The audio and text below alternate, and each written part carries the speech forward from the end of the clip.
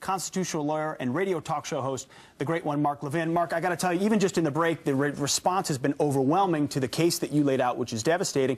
And Abby and I were talking in the break about sort of where it goes from here, right, Abby? Yeah, that is the question, because you laid out your case in this last block. You're very passionate about the evidence that you have. And as Pete said, we have so many people writing us in saying, thank you for speaking your voice. They're right behind you on this. My question, though, how does this play out in the media? How are they going to continue to cover this story? Let me first say, this is the case made by the New York Times, the Washington Post, McClatchy, and the rest of them. I just put it together as a former Justice Department official. And Donald Trump here is being attacked for what he tweeted. Donald Trump is the victim. His campaign is the victim. His transition team is the victim. His surrogates are the victim. These are police state tactics. I am telling you this as a former chief of staff to an attorney general. If this had been done to Barack Obama, all hell would break loose. And it should. And Barack Obama's statement is pathetic. Mark? Let me just say this. Where does it go from here?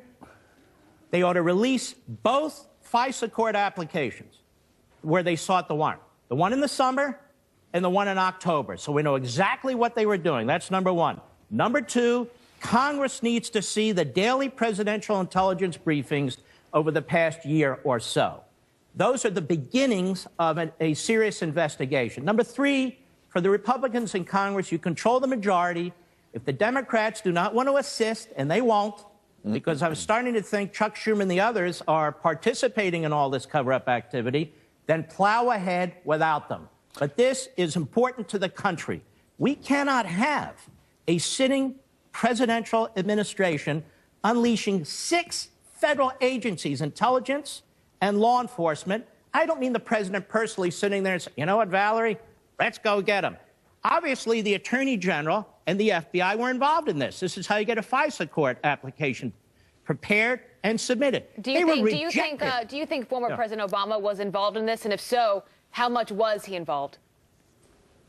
I'm not Nostradamus here. I just think that we ought to find out. But I will tell you this. He's more involved than he says. I mean, it's his executive branch. It's his Justice Department. Mine's been the IRS. All of a sudden, the IRS is targeting American citizens. I don't know anything about it. We have reporters, including James Rose in the AP, where the Obama administration did more investigations of reporters than any administration in American history. They're quite capable of these things. But it doesn't matter. We want to know what took place, and there ought to be public hearings on this stuff, too. I agree with the Democrats. Let's get to the bottom of this. So join me.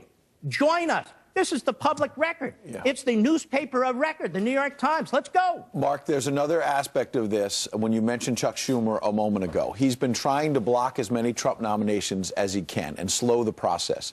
And we had J. Christian Adams, a former Justice Department official you probably know well, on a couple of hours ago. And he was pointing to something very important here, which is now that Jeff Sessions has recused himself, the person in charge here is going to be a career bureaucrat. There'll be career bureaucrats. He said the swamp won because you have people inside justice, some maybe who have been trying to undermine President Trump, who are now in charge of this investigation. And the chances of Chuck Schumer and the Democrats in the Senate confirming the nomination of the Deputy Attorney General, a Trump loyalist, now seems nil. So they have seized control of this investigation, haven't they?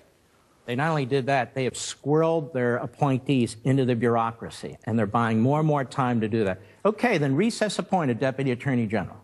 Do that.